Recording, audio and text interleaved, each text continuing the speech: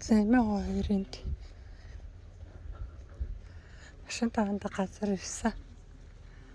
Тэгээд хоолнд орох гай явж байна.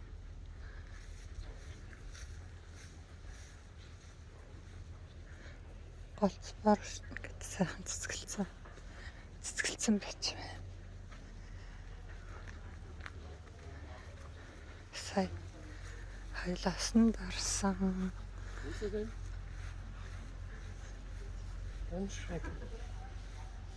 Тэгээд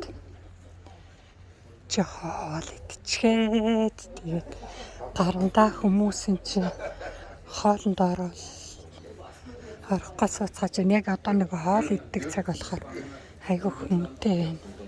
Тэгтээ хоол идчих. Тэгээд яа. За ингээд ийм гоё газар хоёулаа хоол идэх гэсэн.